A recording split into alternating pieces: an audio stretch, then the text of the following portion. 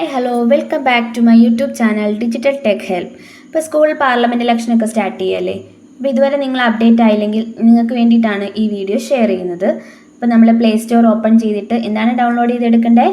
EVM voting machine app. അതൊന്ന് download ചെയ്ത് നോക്കിയിട്ടൊന്ന് ചെയ്ത് നോക്കിയേ. പ്രാവശ്യത്തെ ഇലക്ഷൻ നമുക്ക് അടിപൊളിയാക്കാം, കുട്ടികൾക്കിടയിൽ നമുക്കൊന്ന് സ്റ്റാർ ആവാം. അപ്പോൾ ഇതിനായിട്ട് നമ്മൾ യൂസ് ചെയ്യുന്ന ആപ്ലിക്കേഷൻ പ്ലേ സ്റ്റോറിൽ നമ്മൾ ഡൗൺലോഡ് ചെയ്തെടുക്കണം. EVM വോട്ടിംഗ് മെഷീൻ എന്ന് പറയുന്ന ഒരു ആപ്പാണ് നമ്മളിതിനു വേണ്ടി യൂസ് ചെയ്യുന്നത്. ഓക്കെ, അപ്പോൾ നമ്മൾ പ്ലേ സ്റ്റോർ ഓപ്പൺ ചെയ്യുക. മെഷീൻ നമ്മളൊന്ന് സ്ക്രോൾ ചെയ്ത് നോക്കുമ്പം അതിനകത്ത് അതിൻ്റെ സ്പെസിഫിക്കേഷൻസും കാര്യങ്ങളെല്ലാം പറയുന്നുണ്ട്. ഫോണിലേക്ക് EVM എടുക്കുക. അപ്പം EVMനകത്ത് കുറേ പ്രത്യേകതകളുണ്ട്.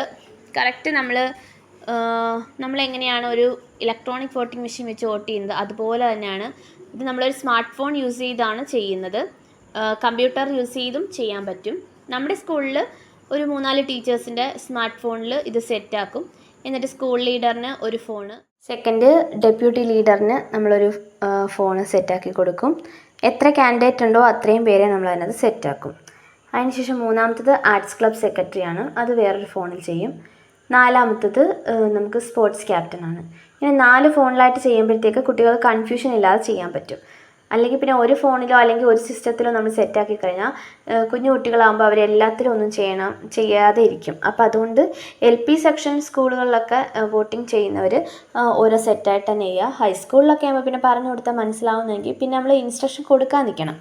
അതിനേക്കാൾ നല്ലത് നമ്മളൊരു കാർഡ്ബോർഡ് വെച്ച് അതിനകത്ത് എന്താണ് ആർക്ക് വേണ്ടിയാണ് നമ്മൾ വോട്ട് ചെയ്യേണ്ടത് അവരുടെ ഒരു നോമിനേഷൻ ലിസ്റ്റും കൂടി അങ്ങോട്ട് വെച്ച് കൊടുത്തു കഴിഞ്ഞാൽ അത് നോക്കി കുട്ടികൾ ആരുടെ പേരിലാണോ ചെയ്യേണ്ടത് അത് ചെയ്തിട്ട് പോകും. പിന്നെ വോട്ട് ചെയ്യാതെ ഇരിക്കത്തില്ല.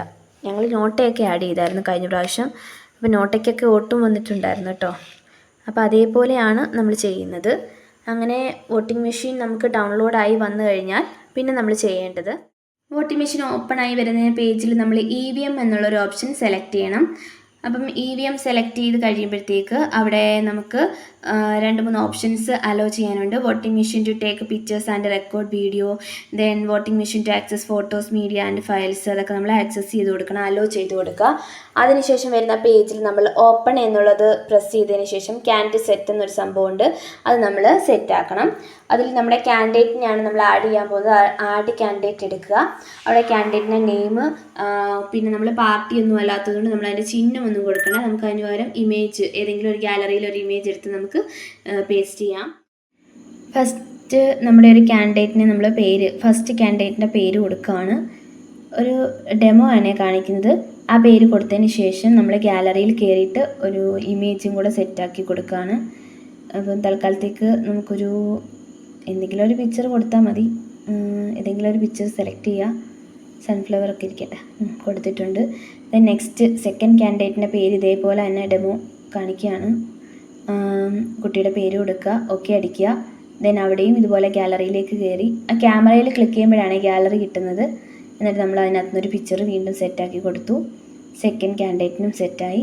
എന്നിട്ട് നമ്മൾ ആഡ് ന്യൂ എന്നൊരു ഓപ്ഷൻ താഴെ കിടപ്പുണ്ട്. അതിൽ ക്ലിക്ക് ചെയ്യുമ്പോഴത്തേക്ക് നമുക്ക് അടുത്ത എത്ര കാൻഡിഡേറ്റ് ഉണ്ടോ അത്രയും പേരെ നമുക്ക് കൊടുക്കാം. ആ ഡിലീറ്റ് ബട്ടൺ പ്രസ് ചെയ്യുമ്പോൾ ഏതെങ്കിലും ഒരു കാൻഡിഡേറ്റിനെ നമുക്ക് ഡിലീറ്റ് ചെയ്യണമെങ്കിൽ ഡിലീറ്റ് ചെയ്യാം. സേവ് ബട്ടൺ ചെയ്യുമ്പോഴത്തേക്ക് നമുക്ക് ഈ കാൻഡിഡേറ്റ്സ് എല്ലാം സേവ് ആവും. നമ്മൾ മൂന്നാമത്തെ കാൻഡിഡേറ്റിന് നമ്മളൊരു പേരും കൊടുത്തു, പിക്ചറും സെലക്ട് ചെയ്തു. അതിനുശേഷം നമ്മൾ സേവ് ബട്ടൺ പ്രസ് ചെയ്യണം. ഡിലീറ്റ് അടിച്ചാൽ ഫുള്ള് ഡിലീറ്റ് ആയി പോകും കേട്ടോ. ഇനി ഇതുപോലെ ഒത്തിരി പിള്ളേരുണ്ടെങ്കിൽ ആഡ് ന്യൂ കൊടുത്താൽ മതി. നെക്സ്റ്റ് നമ്മൾ കാൻഡിഡേറ്റ് സെറ്റിനകത്ത് അത് ഷട്ടർ ക്ലോസ് ചെയ്തിടണം കേട്ടോ. ഷട്ടർ ക്ലോസ് ചെയ്തിടുക. എന്നിട്ട് വേണം നമ്മൾ അടുത്തത് എടുക്കാൻ. അടുത്ത് നമ്മുടെ അഡ്മിനാണ്. അഡ്മിൻ്റെത് സെറ്റ് ഓപ്പൺ ആക്കുക. Set admin account for security എന്നുള്ളതാണ്. അതിൽ ഈ റിസൾട്ട്, പ്രിൻറ്റ്, ക്ലിയർ, ക്ലോസ്, ഇത്രയും സംഭവങ്ങളുണ്ട്. നമുക്കിത് ക്ലോസ് ആക്കി ഇടുന്ന സമയത്ത് എന്ന് വെച്ചാൽ വോട്ട് അവിടെ എല്ലാവർക്കും 0 ആയിരിക്കും. അതാണ് ഈ ക്ലോസിൽ പ്രസ് ചെയ്യുമ്പോൾ കിട്ടുന്നത്. അതിനുശേഷം വേണം നമ്മൾ വോട്ട് ചെയ്യാൻ ആരംഭിക്കാൻ. ഇപ്പോൾ റോസിനൊരു നീല ബട്ടണിൽ പ്രസ് ചെയ്യുമ്പോഴത്തേക്ക് ഒരു വോട്ട് അവിടെ വന്നു. ആ ഒരു ഗ്രീൻ ഓൺ ആയിരിക്കുന്ന വെച്ചാൽ അടുത്ത ആളുടെ വോട്ട് ചെയ്യാനുള്ളതാണ്. റെഡ് എന്ന് പറയുന്നത് എന്താണ്, നമ്മൾ വോട്ട് ചെയ്യുന്ന സമയത്ത് വോട്ട് അവിടെ വരുമ്പോഴാണ് റെഡ് കത്തുന്നത്. ആ ഷട്ടർ നമ്മൾ എപ്പോഴും ക്ലോസ് ആക്കിയിട്ടിരിക്കണം. മേളത്തതും എപ്പോഴും ക്ലോസ് ആക്കിയിട്ടിരിക്കണം. എന്നിട്ട് വേണം നമ്മളെ കുട്ടികൾക്ക് ബാലറ്റ് പ്രസ് ചെയ്യാൻ വേണ്ടി കൊടുക്കുന്നത്. കുട്ടികൾ ചെയ്യേണ്ടത് ഇത്ര മാത്രം. അതായത് ബാലറ്റ് ഒന്ന് പ്രസ് ചെയ്യുക. ഏത് കാൻഡിഡേറ്റിനാണ് വോട്ട് ചെയ്യേണ്ടത് ആ പേരിൻ്റെ റൈറ്റ് സൈഡിൽ ബ്ലൂ കളറിലൊന്ന് ക്ലിക്ക് ചെയ്യുക. അപ്പോഴത്തേക്ക് അവിടെ ഗ്രീൻ കളറും വരും. അതിനുശേഷം നമുക്ക് ഇപ്പുറത്ത് ബാലറ്റ് എന്ന് പറയുന്ന സ്ക്രീൻ വരും. അവിടെ ഒരു റെഡ് ബട്ടനും കത്തുന്നുണ്ട്. ഫസ്റ്റ് നമ്മൾ 2 ഷട്ടറും ക്ലോസ് ചെയ്തിട്ടിട്ട് വേണം കുട്ടികൾക്ക് ബാലറ്റ് പ്രസ് ചെയ്യാൻ വേണ്ടി കൊടുക്കേണ്ടത്. കുട്ടികൾ ഓരോ ഫോണിൻ്റെ അടുത്തും വരിക, ബാലറ്റ് പ്രസ് ചെയ്യുക. അതിനുശേഷം കാൻഡിഡേറ്റിൻ്റെ റൈറ്റ് സൈഡിലുള്ള ബ്ലൂ കളറിൽ ക്ലിക്ക് ചെയ്യുക.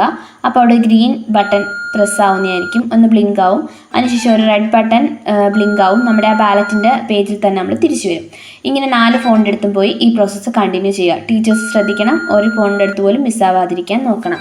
എന്നിട്ട് ഈ 4 വോട്ടും ചെയ്തതിന് ശേഷം കുട്ടികൾ നമ്മുടെ ഹോളിൽ നിന്ന് ഇറങ്ങുക.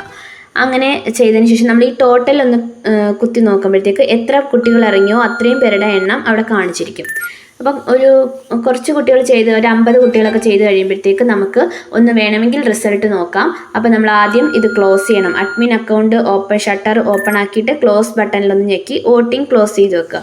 അതിനുശേഷം എന്ത് ചെയ്യുക, റിസൾട്ട് എന്നൊരു ഓപ്ഷൻ ഉണ്ട്. ആ റിസൾട്ടിൽ ക്ലിക്ക് ചെയ്യുമ്പോൾ ഓരോ കുട്ടിയുടെ വോട്ടും അവിടെ റെക്റ്റാങ്കിൾ ബോക്സിൽ മേളിൽ കാണിക്കും.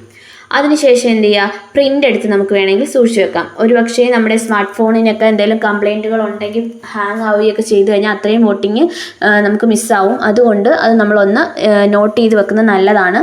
അതുകൊണ്ട് ഓരോ കുട്ടിയും ചെയ്ത വോട്ട് ആർക്കൊക്കെയാണ് ചെയ്തതെന്ന് വരെ നമുക്ക് അതിനകത്ത് ആ പ്രിൻറ്റിൽ അറിയാൻ പറ്റും. പക്ഷെ അത് നമ്മൾ പുറത്ത് വിടരുത്, അത് നമ്മൾ സെക്യൂർഡായിട്ട് തന്നെ സൂക്ഷിക്കണം. ഇതാണ് നമ്മുടെ സ്മാർട്ട് ഫോൺ ഉപയോഗിച്ചുള്ള വോട്ടിംഗ് മെഷീൻ്റെ സിമ്പിളായിട്ടുള്ള രീതിയാണ്. എല്ലാവർക്കും മനസ്സിലായെന്ന് വിശ്വസിക്കുന്നു. എന്തെങ്കിലും ഡൗട്ട് ഉണ്ടെങ്കിൽ കമൻറ്റ് ബോക്സിൽ രേഖപ്പെടുത്തുക. Thank you for watching my video. Thank you so much.